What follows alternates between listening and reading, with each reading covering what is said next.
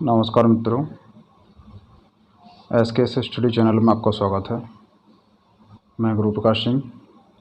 आज आप लोगों को एक सब्जेक्ट होती है ASMR। तो ASMR के बारे में मैं आज को बताऊंगा, ठीक है। और उसके ऑब्जेक्ट टाइप क्वेश्चन लेकर के आया हूँ मैं। लगभग आज मैं आपको 30 ऑब्जेक्ट टाइप क्वेश्चन कराऊंगा। और 30 ऑब्जेक्ट टाइप क्वेश्चन कराने के लिए मैं आपको 3 वीडियो अपलोड करूँगा, क्योंकि एक साथ में 30 क्वेश्चन कराऊंगा तो वीडियो बहुत लंबी हो जाएगी और अपलोड नहीं हो पाएगी, ठीक है। इसलिए मैं 10-10 क्वेश्चन कर करके 3 वीडियो तीन क्वेश्चन डालूंगा और तीनों क्वेश्चन आज ही डालूंगा मैं और तीनों वीडियो अपलोड कर दूंगा मैं, ठीक है। तो ज़्यादा समय व्यतीत न करते हुए अपने पहले क्वेश्चन पर चलते हैं। इनमें से कार्बोरेटर का कार्य है। 4 ऑब्जेक्ट दिए हैं। ईंधन एवं वायु के मिश्रण की उचित मात्रा को इंजन में भेजना। दूसरा ऑब्जेक्ट आपका वायु की उचित मात्रा को इंजन में भेजना। तीसरा ऑब्जेक्ट आपका ईंधन की आवश्यक मात्रा को ईंधन टैंक से खींचना। और चौथा ऑब्जेक्ट आपका जो है वायु को उपयुक्त दाब पर इंजन में भेजना। 4 ऑब्जेक्ट आपके दे रखे हैं, ठीक है। तो 4 ऑब्जेक्ट में आपका कौन सा ऑब्जेक्ट आपका सही है। तो आपने देखा होगा कार्बोरेटर जो होता है, कार्बोरेटर क्या करता है, कार्बोरेटर का क्या काम होता है, ईंधन एवं वायु के मिश्रण की उचित मात्रा को इंजन में भेजने का होता है। तो कौन सा ऑब्जेक्ट सही है आपका, पहला ऑब्जेक्ट बिल्कुल सही है, ठीक है। पहला ऑब्जेक्ट क्या आपका बिल्कुल सही है, ठीक है। पहले ऑब्जेक्ट को बिल्कुल सही है पहले, तो ए ऑब्जेक्ट क्या हमारा बिल्कुल सही ऑब्जेक्ट है, ठीक है। तो पहला ऑब्जेक्ट क्लियर हो गया। दूसरा क्वेश्चन आता है आपका ईंधन को कणों के रूप में तोड़कर, ईंधन को कणों के रूप में तोड़कर सबको उसको सिलेंडर में भेजने का कार्य करता है, ठीक है। कार्बोरेटर पहला ऑब्जेक्ट। दूसरा ऑब्जेक्ट ईंधन छानन। तीसरा ऑब्जेक्ट ईंधन इंजेक्टर। और चौथा ऑब्जेक्ट है आपका ईंधन भरण फ्यूल, ठीक है। तो सबसे पहला तो बताइए आप लोग कौन सा ऑब्जेक्ट आपका सही है। तो आप लोगों ने देखा होगा इंजन में कि उसने बोला है सिलेंडर में भेजना। सिलेंडर भेजने का क्या काम करता है, फ्यूल इंजेक्टर करता है, जो अपने नोजल बोलते हैं जिसको, वही क्या काम करता है, फ्यूल इंजेक्टर क्या करता है, हमारे ईंधन को भेजता है इंजन में। तो कौन सा ऑब्जेक्ट सही है, सी ऑब्जेक्ट बिल्कुल आपका सही है, ठीक है, सी ऑब्जेक्ट सही है। अगले क्वेश्चन में पहुंचते हैं। तीसरा क्वेश्चन है इंजन की टाइमिंग को सेट करने की प्रक्रिया के अंतर्गत इसकी टाइमिंग सेट की जाती है, ठीक है। इसके साथ साथ जैसे इंजन की हम टाइमिंग सेट करते हैं, उसके साथ हम किसकी टाइमिंग और सेट करते हैं। पहला ऑब्जेक्ट इंजन के प्रवेश व निकास वाल्वों की। दूसरा ऑब्जेक्ट डीजल इंजन पंप की। तीसरा ऑब्जेक्ट ईंधन अंतर्क्षेप की, कह सकते हो आपको फ्यूल की, फ्यूल इंजेक्टर की। और चौथा ऑब्जेक्ट है ए और बी दोनों की, ठीक है। तो आप लोगों ने पढ़ा होगा कि हम जब भी टाइमिंग सेट करते हैं इंजन की, तो उसके साथ इंजन के प्रवेश और निकास वाल्व की दोनों की हम टाइमिंग सेट करते हैं। तभी हमारा एग्जॉस्ट में एयर को लेता है और इनलेट में एयर को लेता है और एग्जॉस्ट में एयर को बाहर सप्लाई कर देता है, ठीक है। इसलिए दोनों वाल्वों की हमें क्या करनी पड़ती है, क्या करनी पड़ती है, सेटिंग करनी पड़ती है, ठीक है।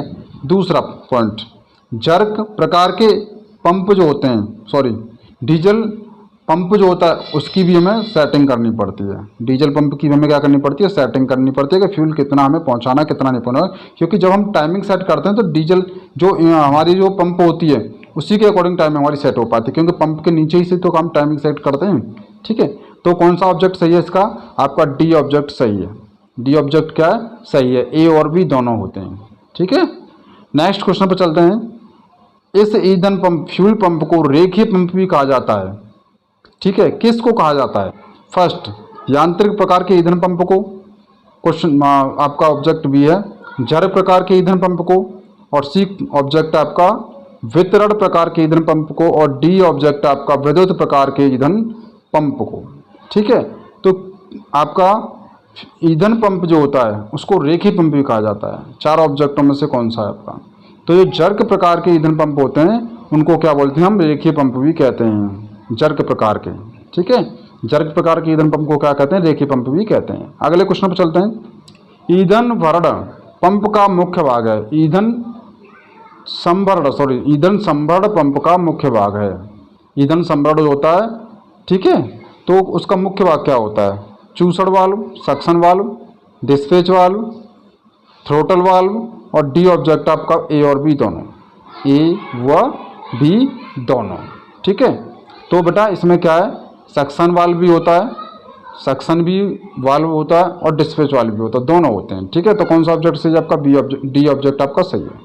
ठीक है, क्योंकि ए और बी दोनों होते हैं हमारा। नेक्स्ट क्वेश्चन चलते हैं।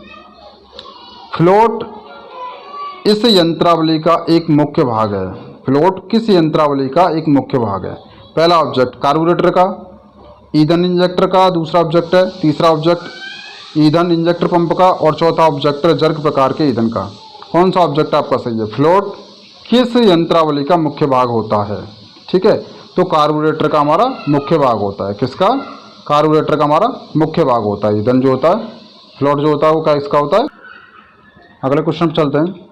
अगला क्वेश्चन आपका, वाहनों के इंजन का यह अनुरक्षण तब किया जाता है जब वह इंजन पूर्णतः खराब हो जाए या बंद कर देता है। ठीक है, तो कौन सा अनुरक्षण है भाई? पहला ऑब्जेक्ट है आपका अनुसूची अनुरक्षण, शेड्यूल मेंटेनेंस। दूसरा है आपका ब्रेक डाउन अनुरक्षण, ब्रेक डाउन मेंटेनेंस। तो देखो, जब भी हम किसी वाहन जो होता है उसका मेंटेनेंस जो करते हैं, तो जब इंजन बंद हो जाए या पूर्णतः खराब हो जाता है तब उनका कौन सा अनुच्छेद करते हैं? ब्रेक डाउन अनुच्छेद करते हैं। तो इसका सी पॉइंट आपका क्या है? सही, वो सॉरी बी पॉइंट आपका क्या है? सही है। बी पॉइंट क्या बिल्कुल सही है, क्योंकि अनुच्छेद ब्रेक डाउन करते हैं कब? जब हमारा वाहन पूरी तरह से खराब हो जाता है। ठीक है, तो ये आपके जो है 7 क्वेश्चन हो गए। 3 क्वेश्चन मैं आपको और कराता हूँ अभी। ठीक है, आपका अगला क्वेश्चन है, डी कार्बोराइजिंग की प्रक्रिया के अंतर्गत क्या होता है भाई? डी कार्बोराइजिंग जो प्रक्रिया होता है उसके अंतर्गत क्या होता है? पहला ऑब्जेक्ट है कार्बोरेटर की सफाई की जाती है, दूसरा ऑब्जेक्ट है कार्बोरेटर का एडजस्टमेंट किया जाता है, तीसरा ऑब्जेक्ट है इंजन के अंदर के से कार्बन को हटाया जाता है और चौथा ऑब्जेक्ट है ए और बी दोनों के दोनों कार्य किए जाते हैं आपको। ठीक है, क्या क्या कार्य? कार्बोरेटर की सफाई की जाती है और कार्बोरेटर का एडजस्टमेंट किया जाता है। ठीक है, 8वां ऑब्जेक्ट, लेकिन नहीं, सी ऑब्जेक्ट आपका सही है। इंजन के अंदर से जो कार्बन को होती है उसको हटा दिया जाता है। ठीक है, तो कौन सा ऑब्जेक्ट सही है हमारा? सी ऑब्जेक्ट हमारा बिल्कुल सही है। ठीक है, तो 8 का कौन सा सही है? सी ऑब्जेक्ट। ठीक है, 8 का सी ऑब्जेक्ट हमारा सही है। अगले क्वेश्चन में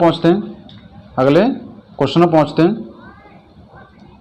स्पार्क प्लग के दोनों टर्मिनलों के मध्य गैप रखा जाता है। स्पार्क प्लग जो होता है उसके टर्मिनल के मध्य गैप रखा जाता है। कितना गैप रखा जाता है? स्पार्क प्लग जो होता है उसके टर्मिनलों के मध्य में। ठीक है, तो 0.5 mm, बी ऑब्जेक्ट आपका 2 mm, सी ऑब्जेक्ट आपका 0.5 mm से 2 mm और डी ऑब्जेक्ट आपका 3 mm। ठीक है, तो कितना रखा जाता है? सबसे पहला वाला ऑब्जेक्ट आपका सही है, 0.5 mm आपका क्या रखा जाता है? गैप रखा जाता है। कौन सा? 0.5 mm गैप रखा जाता है। पहला ऑब्जेक्ट आपका सही है। ठीक है, नेक्स्ट है आपका 10वां क्वेश्चन है, स्पार्क प्लग इस कारण से मिस फायर करता है। स्पार्क प्लग जो होता है वो किस कारण से मिस फायर करता है? आपने देखा होगा स्पार्क प्लग मिस फायर कर देता है, तो वो किस कारण से मिस फायर करता है? सबसे पहला पॉइंट, दोनों दो टर्मिनल होते हैं, दोनों टर्मिनलों के मध्य गैप अधिक हो जाने के कारण। बी ऑब्जेक्ट आपका दोनों टर्मिनलों के मध्य गैप बहुत कम हो जाने के कारण। सी ऑब्जेक्ट आपका दोनों टर्मिनलों के आपस में स्पर्श के कारण। और डी ऑब्जेक्ट आपका प्लग के इंसुलेटर में क्रैक मतलब टूट जाना। इंसुलेटर होता है स्पार्क प्लग में, उसको टूट जाना, क्रैक आ जाने के कारण। तो कौन सा ऑब्जेक्ट सही है आपका 4 ऑब्जेक्टों में से? तो बेटा क्या है? पहला ऑब्जेक्ट आपका सही है, दोनों टर्मिनल जो होते हैं उनके मध्य गैप अधिक हो जाता है। चलते चलते क्या हो जाता है? टर्मिनलों के बीच में गैप जो है अधिक हो जाता है, इसलिए क्या है वो जो क्या करता है वो जो है हमारा स्पार्क प्लग क्या करता है? मिस फायर कर देता है। ठीक, चलो नेक्स्ट क्वेश्चन चलते हैं। नेक्स्ट क्वेश्चन आपका, डीजल इंजन में नॉकिंग उत्पन्न होने का कारण है। डीजल जो इंजन होता है उसमें नॉकिंग उत्पन्न होती है, वो किस कारण से उत्पन्न होती है? पहला ऑब्जेक्ट है आपका उपयुक्त C10 नंबर वाला डीजल प्रयोग न करना, जो C10 नंबर होता है उसका प्रयोग न करना, कम या ज़्यादा वाला C10 नंबर का प्रयोग कर लेना डीजल को। अगला ऑब्जेक्ट बी ऑब्जेक्ट है कार्बन की अत्यधिक मात्रा, डीजल में अगर कार्बन की अत्यधिक मात्रा हो जाती है। ठीक है, सी ऑब्जेक्ट है ईंधन का कम मात्रा में आना, ईंधन जो होता है उसका कम मात्रा में आना।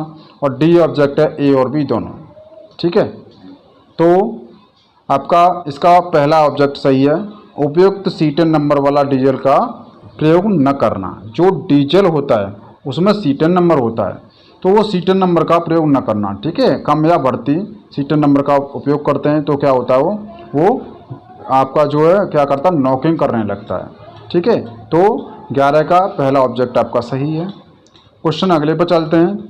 डीजल इंजन में ईंधन की अत्यधिक खपत का कारण क्या है। डीजल इंजन जो होता है उसमें अत्यधिक खपत होती है, इंजन जो है ज़्यादा डीजल खाता है, वो क्यों खाता है, उसका कारण क्या है, वो डीजल ज़्यादा क्यों खाता है।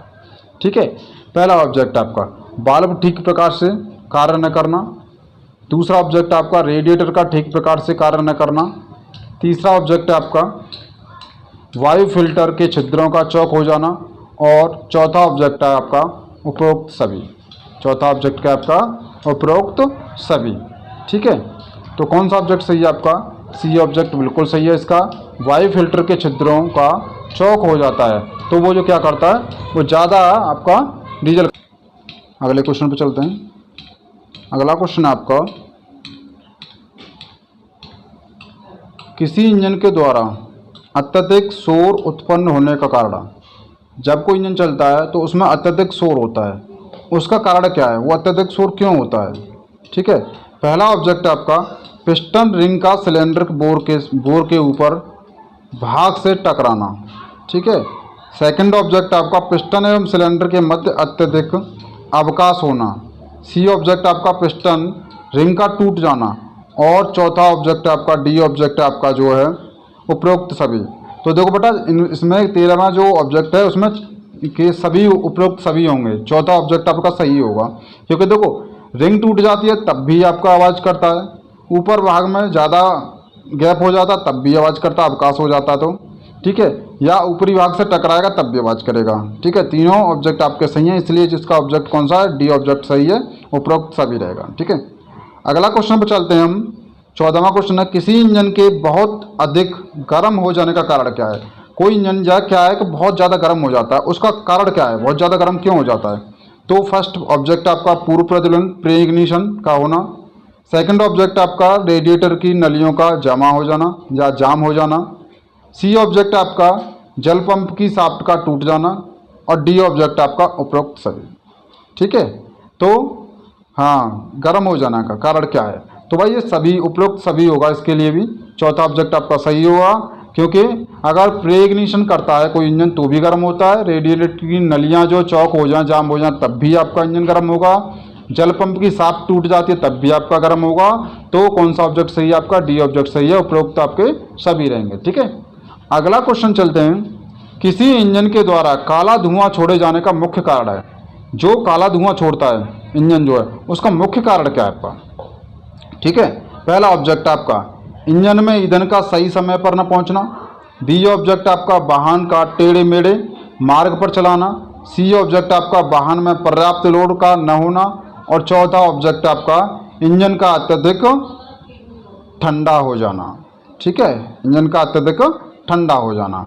तो कौन सा ऑब्जेक्ट सही है आपका इसमें, आपका पहला ऑब्जेक्ट सही है, इंजन में ईंधन का सही समय पर न पहुंचना। जब इंजन में ईंधन सही समय पर नहीं पहुंचता है तो वो काला धुआं छोड़ता है आपका। ठीक है, अगले क्वेश्चन पर चलते हैं हम। किसी इंजन के द्वारा सफ़ेद धुआं छोड़े जाने का मुख्य कारण क्या है। आपने देखा होगा कुछ इंजन काला धुआं छोड़ते हैं और कुछ इंजन क्या है आपका सफ़ेद धुआं छोड़ते हैं। तो सफ़ेद धुआं क्यों छोड़ते हैं, पहला ऑब्जेक्ट आपका इंजन में ईंधन का समय सही समय पर न पहुंचना, तो काला धुआं छोड़ते हैं, ये आपको पता है। ठीक है, बी ऑब्जेक्ट आपका इंजन का अत्यधिक ठंडा हो जाना। ठीक है, सी ऑब्जेक्ट आपका इंजन का अतिभार ओवरलोड हो जाना। और डी ऑब्जेक्ट आपका इंजेक्टर में नोजल छिद्र का बंद हो जाना। देखो भाई, नोजल छिद्र बंद हो जाएगा तो इंजन स्टार्ट ही नहीं होगा। ठीक है, लोड ज़्यादा हो जाएगा तो धुआं ज़्यादा छोड़ेगा, न कि वो सफ़ेद धुआं छोड़ेगा। तो कौन सा ऑब्जेक्ट बचता है आपका, बी ऑब्जेक्ट सही है कि इंजन का अत्यधिक ठंडा हो जाना ये क्या है, सफ़ेद धुआं छोड़ने का कारण है हमारा। ठीक है, तो कौन सा ऑब्जेक्ट सही है आपका, बी ऑब्जेक्ट बिल्कुल आपका सही है। अगले क्वेश्चन पर चलते हैं हम। किसी वाहन की बैटरी के अंदर बैटरी के डिस्चार्ज होने का मुख्य कारण क्या है। कि हम गाड़ी को नहीं चलाते हैं और बैटरी फिर भी डिस्चार्ज हो जाती है, तो डिस्चार्ज होने का कारण क्या है। बैटरी का सेल्फलाइजेशन। ठीक है, बैटरी का सेल्फलाइजेशन हो जाना। बी ऑब्जेक्ट है बैटरी के सेपरेटर का खराब हो जाना। सी ऑब्जेक्ट है ए और बी दोनों। और डी ऑब्जेक्ट है आपका बैटरी के अब आपका ब्रेक हो जाना। ठीक है, तो इसका ऑब्जेक्ट आपका सी सही है, क्योंकि बैटरी का सेल्फराइजेशन हो जाएगा तब भी बैटरी डिस्चार्ज हो जाएगी, और बैटरी का सेपरेटर जो होता है वो टूट जाता है तब भी हमारा क्या होगी, बैटरी हमारी डिस्चार्ज हो जाएगी। ठीक है, तो इसलिए क्या हमारा ऑब्जेक्ट जो है सी। ठीक है मित्रों, आज मैंने आपको काफ़ी सारे क्वेश्चन करा दिए। मैं सोच रहा था 10 क्वेश्चन करा दूं, लेकिन इसमें बहुत सारे क्वेश्चन हो गए, लगभग 16-17 क्वेश्चन हो गए। ठीक है, तो आज के लिए क्या मतलब इस वीडियो के लिए इतना ही काफ़ी, क्योंकि अभी वीडियो एक और अपलोड करूंगा, क्योंकि 15-16 क्वेश्चन इसमें हो गए, तो 15-16 क्वेश्चन ही अगली वीडियो में अपलोड कर दूंगा। ठीक है, तो इस वीडियो में इतना ही काफ़ी है। ठीक है, अच्छे से पढ़ना, मेहनत करना। ठीक है, धन्यवाद, आपको वीडियो देखने के लिए।